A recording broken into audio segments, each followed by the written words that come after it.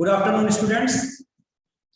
प्रिय छात्रों, आज की साइंस की क्लास में हम लोग क्लास 6 की साइंस का चैप्टर 14 14 पाठ की एक्सरसाइज करेंगे।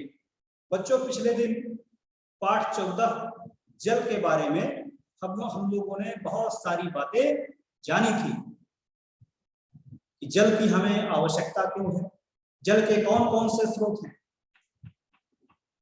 बादल कैसे बनते हैं। तो इस तरह की बातों की चर्चा बच्चों इस पाठ को जब हमने पढ़ा था तो हमने किया। आज की क्लास में बच्चों इसी पाठ की हम लोग एक्सरसाइज करेंगे, तो सभी बच्चे एक्सरसाइज के लिए तैयार हो जाएं। तो बच्चों, पीपीटी के माध्यम से हम लोग एक्सरसाइज करेंगे। कई बार ब्लैक बोर्ड पे देखने में आपको कुछ दिक्कतों का सामना करना पड़ जाता है, कभी क्लियर दिखाई नहीं देता है, या फिर थोड़ा सा दूरी बढ़ने के कारण भी साफ साफ नहीं देख पाते हैं। तो पीपीटी के माध्यम से ये समस्याएं आपकी सॉल्व हो जाएगी। तो चलिए हम लोग एक्सरसाइज के लिए तैयार हो जाएं।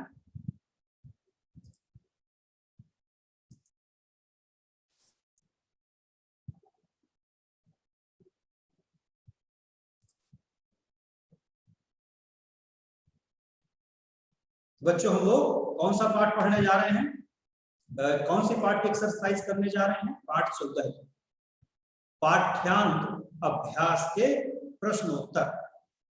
तो पाठ पढ़ने के उपरांत, पाठ पढ़ने के बाद जो भी प्रश्नोत्तर लिखे हुए हैं उनको हम लोग आज हल करेंगे। तो सबसे पहले तो मैं पॉइंटर या फिर लेजर लाइट वगैरह कुछ ले लूं जिससे आपको बताने में सुविधा हो रही है।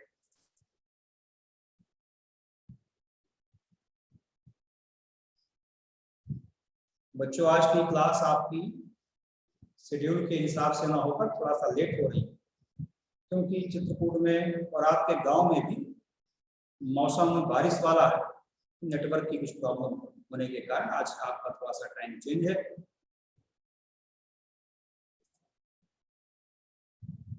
लाइट ओके, इसको हम लोग थोड़ा सा ऊपर कर दें।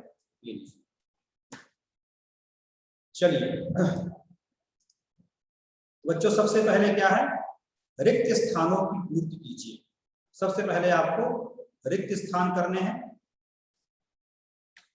तो हम लोग इन रिक्त स्थानों को समझते हुए इनको करेंगे। पहला रिक्त स्थान जो आपका है, जल को वाष्प में परिवर्तित करने के प्रक्रम को क्या कहते हैं? यानी कि जल से भाप का बनना है।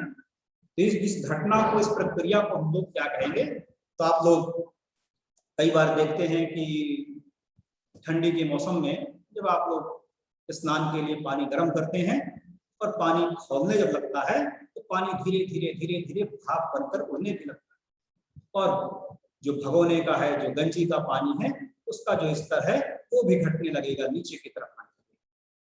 यदि आप गैस बंद करना भूल जाएं तो कुछ घंटों के पश्चात पानी आधे से ज्यादा उड़ जाता है। तो बच्चों, पानी के उड़ने की प्रक्रिया को हम लोग क्या बोलते हैं? इसी को बोलते हैं वाष्पन। तो यहाँ पर आप भरेंगे वाष्पन। तो सभी बच्चों के बात समझ में आ गई होगी। इस तरह से आपका ये सेंटेंस ये पूरा हो जाएगा यदि यहाँ पर आप वाष्पन लिखेंगे। दूसरा रिक्त स्थान देखेंगे, जल वाष्प को जल में परिवर्तित करने के प्रक्रम को कहते हैं। तो बच्चों, जलवाष्प यानी भाप से पानी बनने की प्रक्रिया होता है। तो बच्चों, यदि भगोने में उबलते हुए पानी के ऊपर आप कोई बर्तन रख दें या अपनी हथेली लगा दें, तो हम देखते हैं हमारी हथेली भी गीली हो जाती है। क्या होता है बच्चों? जो वाष्पित, जो जलवाष्प है वो ठंडी होकर पानी की बूंदों में फिर से बदल जाती है। जिस प्रकार से बर्फ से पानी बन जाता है, पानी से फिर बर्फ बनाया जा सकता है, इसी प्रकार से जल वाष्प को यदि ठंडा कर दिया जाए तो फिर हमें पानी प्राप्त हो जाए। इस प्रक्रम को हम लोग बोलते हैं संघनन। क्या बोलते हैं? संघनन। तो यहाँ पर आप संघनन भर देंगे तो यह भी सेंटेंस आपका कंप्लीट हो जाएगा। चलिए आगे बढ़ते हैं। 1 वर्ष या इससे अधिक समय तक पानी न बरसने से क्या होगा? वाटर लेवल बहुत डाउन हो जाएगा, बहुत नीचे चला जाएगा। और मिट्टी में भी बच्चों पानी की कुछ ना कुछ मात्रा होती है, तो मिट्टी बिल्कुल सूखी हो जाएगी, उसमें बड़ी बड़ी सी दरारें पड़ जाएंगी, है ना। चारों तरफ से हरियाली समाप्त हो जाएगी, पेड़ पौधे सब सूख जाएंगे, जंगल भी सूख जाएंगे, चारों तरफ त्राही त्राही मच जाएगी, जंगली जानवरों को पीने के पानी की भी समस्या उत्पन्न हो जाएगी। बच्चों इस स्थिति को हम लोग कहते हैं सूखा पड़ गया है, बारिश न होने से सूखा पड़ जाता है। यहाँ पर आप भरेंगे 1 वर्ष या इससे अधिक समय तक पानी न बरसने से उस क्षेत्र में सूखा लाता है। क्या सूखा भर देंगे तो ये आपकी बात सही हो जाएगी, सेंटेंस कंप्लीट हो जाएगी।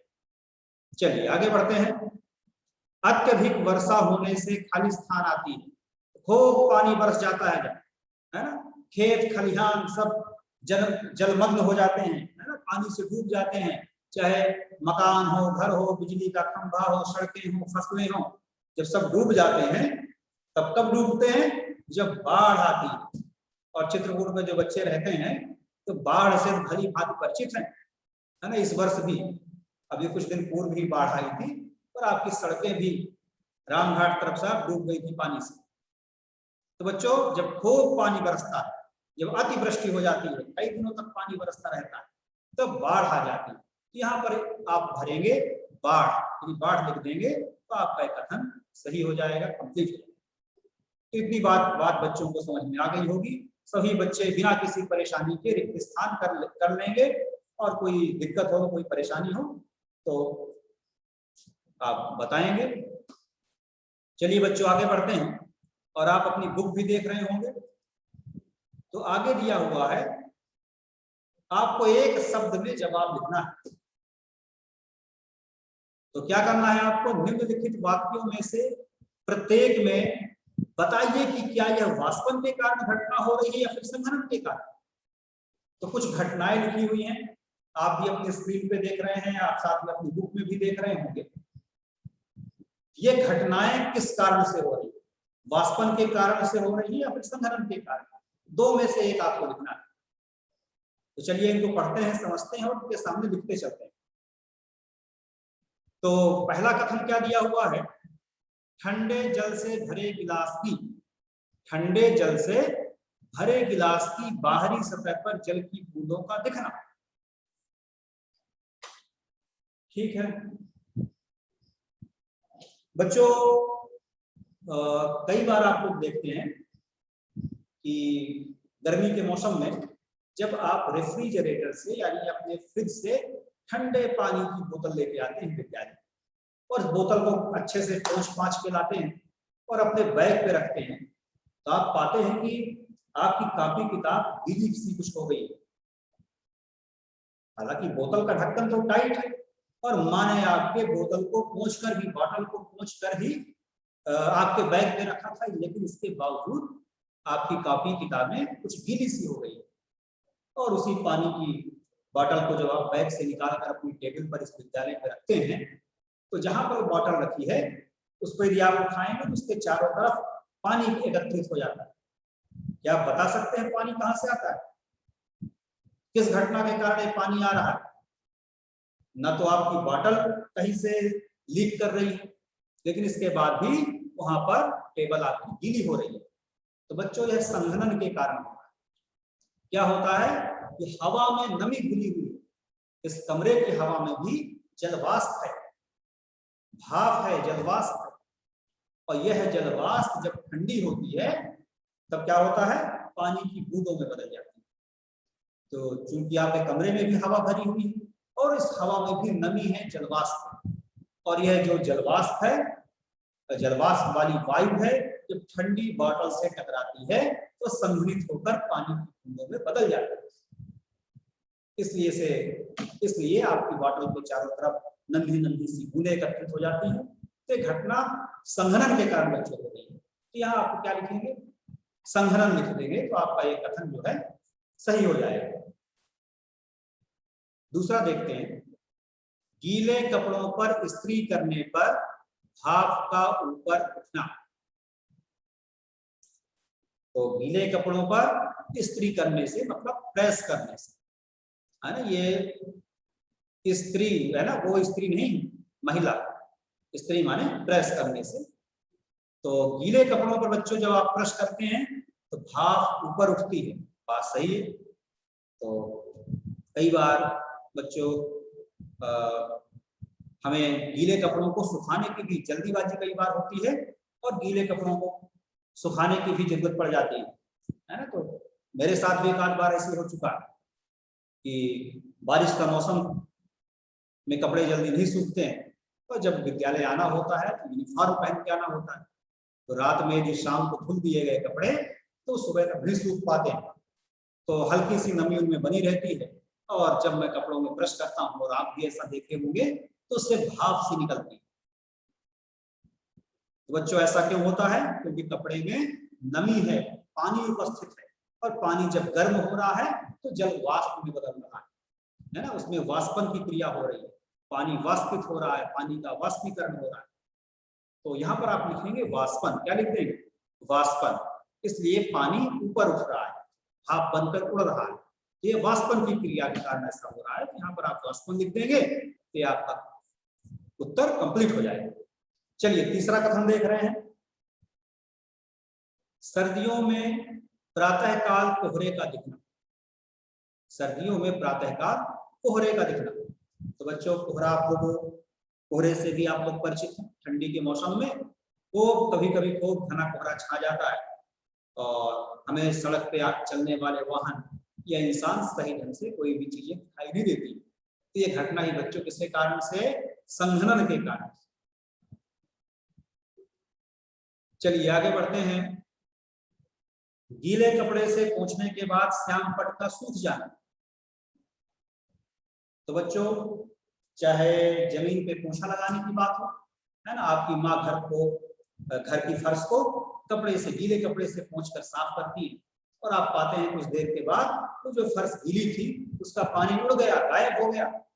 इसी प्रकार से ब्लैक बोर्ड को यदि गीले कपड़े से पोंछ दिया जाए, कुछ देर में इसका पानी भी उड़ जाता है, गायब हो जाता है। ये क्रिया क्या कहलाती है? वाष्पन कहलाती है। तो इसके सामने आप क्या लिखेंगे? वाष्पन। आगे बढ़ते हैं। गर्म छड़ के ऊपर जल छिड़कने से भाप बनकर उठना।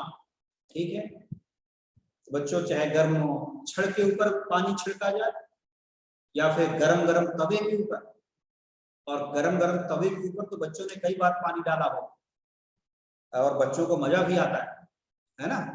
तो आपकी माँ रोटी बना के फुर्सत हुई और गरम गरम तवा कहीं सिंक के आसपास कहीं रख दी, तो कई बच्चे उसमें पानी भी डाले होंगे। यदि हम थोड़ा बहुत उसमें पानी डालते हैं, कुछ बूंदें पानी की डालते हैं, तो तुरंत वो गायब हो जाती है, तुरंत उड़ जाती है। तो बच्चों ये घटना किस कारण से हो रही है? वाष्पन के कारण से।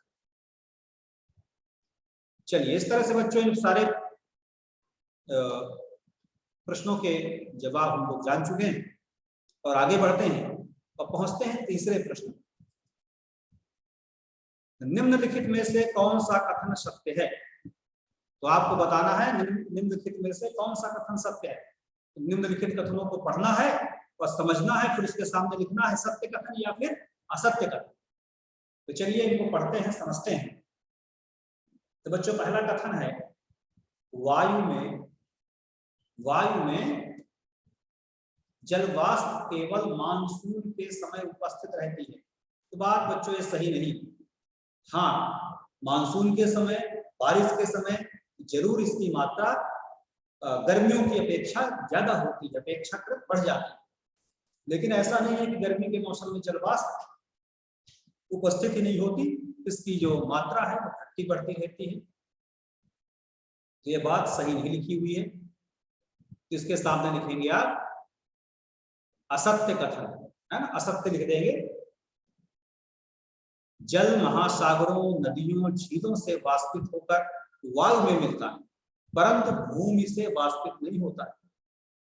ये बात तो बच्चों सही लिखी हुई है। जल जो है, पानी जो है, सूरज की गर्मी से गर्म होकर महासागर से, नदियों से, झीलों से, सब से उड़ता रहता है, और गर्म हवा के साथ ऊपर पहुंच जाता है, आसमान में पहुंच जाता है।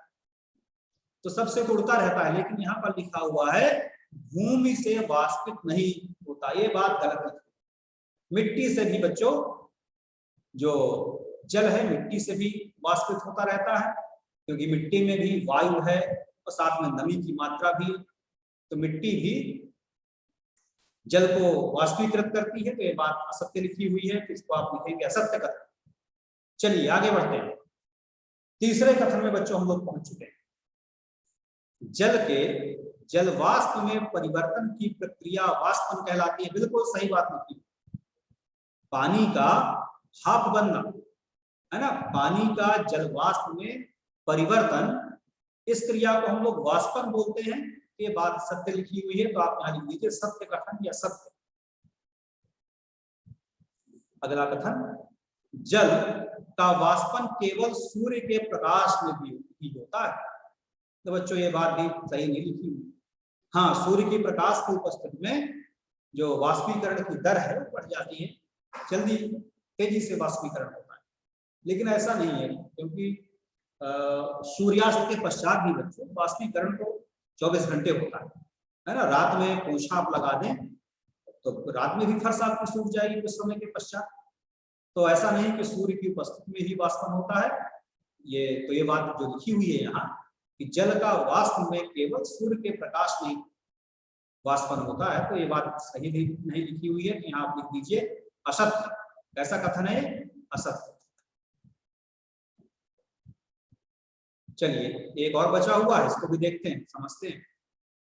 वायु की ऊपरी परतों में जहां यह और अधिक ठंडी हो जाती है, सही बात, जलवाष्प संघनित होकर छोटी छोटी जल कणिकाएं बनाती है। तो बच्चों बिल्कुल सही बात लिखी हुई। तो बच्चों जैसे जैसे जलवाष्प ऊंचाई पर बढ़ती जाती है, ऊपर की ओर जाती जाती है, वो ठंडी होती जाती है और ठंडी होकर नन्ही नन्ही सी पानी की बूंदें बना लेती है। और जब बहुत सारी बूंदें पानी की एकत्रित हो गई और उसका वजन बढ़ जाता है तो वर्षा के रूप में वो नीचे गिरने लगती है। ये बात सही लिखी हुई है, यह कथन बिल्कुल सत्य है। तो इसके सामने आप लिख देंगे सत्य। जिस तरह से बच्चों 3 प्रश्नों के उत्तर पूरे हो चुके हैं। अगले प्रश्न को देख रहे हैं हम लोग, इसको भी समझते हैं। आपकी बुक में, मेरे पास भी आपकी बुक रखी हुई है, जरा इसको देखते हैं। तो बच्चों इसमें प्रश्न क्रमांक 4 में हम लोग पहुंच चुके हैं। 8 प्रश्न दिए गए। ओके, चलिए इनको भी समझ लें। आज बच्चों आज की क्लास में चैप्टर आपका पूरा हो जाएगा। थोड़े से और प्रश्न बचे हैं, इनको भी करें। तो चौथे प्रश्न में क्या कह रहा है? मान लीजिए आप अपनी स्कूल यूनिफॉर्म को वर्षा वाले दिन में जल्दी सुखाना चाहते हैं, ठीक है। क्या इसे किसी अंगीठी या हीटर के पास फैलाने में काम जल्दी हो जाएगा? कैसा आप सोचते हैं? तो बच्चों काम तो आपका हो जाएगा, बिल्कुल ठीक है। बच्चों क्या है कि वाष्पन की जो दर है वो ऊष्मा पाकर, गर्मी पाकर तेजी से बढ़ जाती है। यानी गर्मी पाकर पानी जल्दी भाप बनकर उड़ता है। तभी तो गरम गरम ब्रश जब कपड़े में करते हैं, गीले कपड़ों में जब गरम गरम ब्रश हम लोग करते हैं तो भाप बनकर पानी उसका वाष्पित होने लगता है, धुआं सा कुछ उठने लगता है। तो यदि हम अपने गीले यूनिफॉर्म को ऐसे कमरे में फैला देंगे जहां पर हीटर जल रहा हो या पास में अंगीठी रखी हो, तो वहां पर कपड़े हमारे जल्दी सूखेंगे, क्योंकि वाष्पन की जो दर है वो बढ़ जाएगी, वाष्पन तेजी से होगा। इस तरह करके इसका आप जवाब दे सकते हैं, अपने तरीके से उत्तर लिख सकते हैं। यहाँ स्क्रीन पे भी आपको उत्तर दिखाई दे रहा है, ऐसा भी आप उत्तर लिख सकते हैं। या फिर ये भाषा आपको पसंद नहीं है तो अपने तरीके से भी आप जवाब दे सकते हैं। चलिए इसको पढ़ते हैं, क्या सामने लिखा हुआ है। हाँ, यूनिफॉर्म को अंगीठी या हीटर के पास फैलाकर सुखाने में सहायता मिलेगी।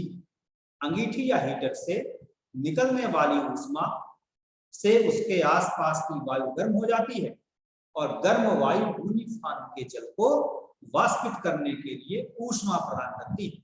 इससे वाष्पन की क्रिया होती है। इसके फलस्वरूप जल वाष्प में परिवर्तित होकर यूनिफॉर्म को सुखाने में सहायता करती है या करता है। चलिए ठीक है, इस जवाब को भी आप लिख सकते हैं या थोड़ा सा और सुधार के अपनी भाषा में बदलकर इसका उत्तर आप बना लें। 5वां प्रश्न देखते हैं बच्चों। 5वां प्रश्न क्या बोल रहा है, क्या कह रहा है, क्या पूछ रहा है। एक जल की ठंडी बोतल रेफ्रिजरेटर से निकालिए और उसे मेज पर रखिए। कुछ समय के पश्चात आप इसके चारों ओर जल की नन्ही नन्ही बूंदें देखेंगे। इसका क्या कारण है, आपको कारण बताना है। कुछ देर पहले बच्चों मैंने इसका कारण आपको समझाया था, कुछ ऐसा ही एक कथन आया था बीच पे। तो बच्चों क्या होता है कि ठंडी बोतल को मेज पर रखने से बोतल की बाहरी सतह बोतल के आसपास की बाहरी वायु या हवा को ठंडा कर देती है। इसके परिणाम स्वरूप जलवाष्प बोतल की सतह पर चारों ओर संघनित होकर जल बूंदों के रूप में बदल जाता है। ठीक है, इस बात को आप पहले ही समझ चुके हैं कि जब ठंडी पानी की बोतल से कमरे में उपस्थित जलवाष्प युक्त वायु टकराती है तो वह संघनित हो जाती है और नन्ही नन्ही पानी की बूंदें बना लेती है। तो कुछ ऐसा करके आप इसका जवाब अपने तरीके से लिख सकते हैं। चश्मों के लेंस साफ करने के लिए लोग उसमें फूंक मारते हैं और लेंस भीग जाते हैं, गीले हो जाते हैं। ऐसा क्यों होता है?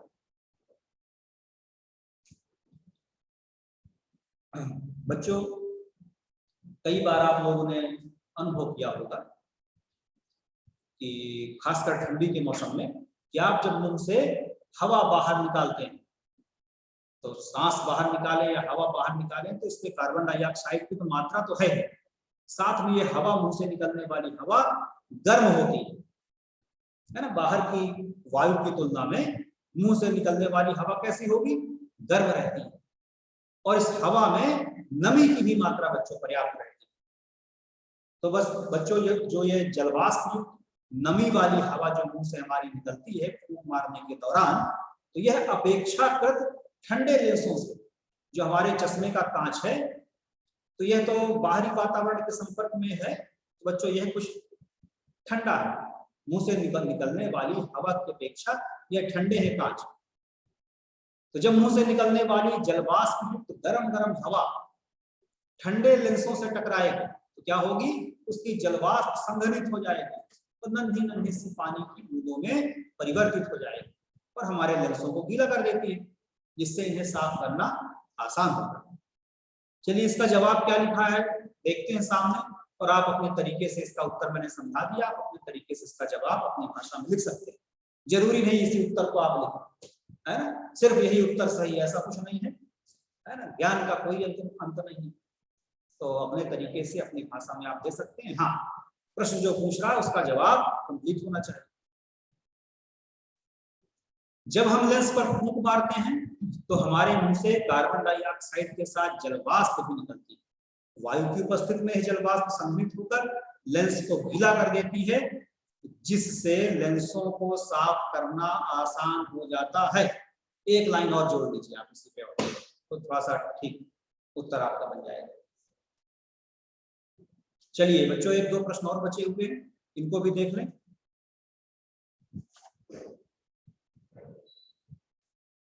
सातवां प्रश्न, बादल कैसे बनते हैं? तो बादल कैसे बनते हैं इसके बारे में उत्तर आपका सामने स्क्रीन पे है, लिखा हुआ है। एक बार मैं इसको समझा दूं। तो बच्चों, जैसा कि आप लोग जानते हैं, ऊर्जा का सबसे बड़ा जो स्रोत है वो क्या है इस ब्रह्मांड में? वो है सूर्य। सूर्य हमारी ऊर्जा का प्रमुख स्रोत है। सूरज की गर्मी से आप देखते हैं गर्मी के मौसम में सड़क कितनी गर्म हो जाती है ना। बिना चप्पल के चलना संभव नहीं है, पैरों में छाले पड़ जाएंगे। और कुछ बच्चे तो परिक्रमा में भी आनंद उठा चुके होंगे गर्मी के मौसम में। तो बच्चों, कितनी गर्म हो जाती है फर्श, कितनी गर्म हो जाती है सड़क। इसी प्रकार जिस प्रकार सड़क आपकी गर्म हो गई, पत्थर आपके गर्म हो जाते हैं, उसी प्रकार से पेड़ पौधों की पत्तियां भी गर्म हो जाती हैं, नदियों का पानी भी गर्म हो गया, समुद्र का सागर महासागर, इनका जल भी गर्म होकर, गर्म होने के बाद क्या होगा? उड़ेगा भाप बनकर, वाष्पित होगा। इस तरह से बच्चों सभी जल स्रोतों का पानी सूरज की गर्मी से गर्म होकर धीरे धीरे वाष्पित होता रहता है और धीरे धीरे ऊंचाई पर पहुंचता जाता है। इसके बाद बच्चों क्या होगा, ये जो जलवाष्प है वो आसमान में एकत्रित होकर आपको बादल के रूप में दिखाई देती है और वहां पर ऊंचाई में पहुंचकर धीरे धीरे वायु, जलवाष्प युक्त जो वायु है ये ठंडी हो जाती है, ऊंचाई पर पहुंचती, जैसे जैसे ऊपर पहुंचती जाएगी धीरे धीरे ठंडी होती जाएगी और ठंडी होकर नन्ही नन्ही जल कणिकाएं बना लेती है, छोटी छोटी सी पानी की नन्ही नन्ही सी बूंदों में बदल जाती है और नन्ही नन्ही बूंदें एकत्रित होकर एक जल की बड़ी बूंद बना लेती है। जब इसका माप साइज बढ़ जाएगा, वजन बढ़ जाएगा, तो ये गुरुत्वाकर्षण के कारण पृथ्वी की ओर खींची चली आती है, वर्षा के रूप में ये जल की बूंदें पृथ्वी में पहुंचती हैं। कुछ ऐसा करके आपको उत्तर इसका बनाना है, तो आप समझते हुए उत्तर को बना लेंगे और यहाँ भी आप उत्तर देख रहे होंगे, इसको भी आप इसी तरह लिख सकते हैं। एक प्रश्न और बचा बच्चों, इसके बाद टाइम भी हो रहा है। सूखा कब पड़ता है? तो बच्चों सूखा कब पड़ता है? जब कई सालों तक वर्षा नहीं होती है ना, कई सालों तक जब पानी नहीं बरसता है तो जो मृदा है बिल्कुल सूखी हो जाएगी, रूखी हो जाएगी, इसमें बड़ी बड़ी दरारें पड़ जाएंगी। कुएं का हो चाहे अन्य जल स्रोतों का, उनका जल स्तर नीचे चला जाएगा, आपके गांव का हैंडपंप पानी देना बंद कर देगा, साथ में पेड़ पौधे भी सूख जाएंगे, फसलें नहीं होंगी। तो इस स्थिति को हम लोग बच्चों कहते हैं सूखा पड़ना। तो सूखा कब पड़ता है? क्योंकि बच्चों जब वर्षा नहीं होती, क्योंकि जहां भी पानी भरा हुआ है, चाहे तो पृथ्वी के नीचे, चाहे भौम जल की बात करें या फिर नदी तालाबों के जल की बात करें, तो इनका जो मुख्य स्रोत है वो वर्षा जल है। यदि वर्षा नहीं होगी तो सारे जल स्रोत बच्चों सूख जाएंगे, तो इस स्थिति को हम लोग सूखा पड़ना कहते हैं। तो बच्चों आज की क्लास में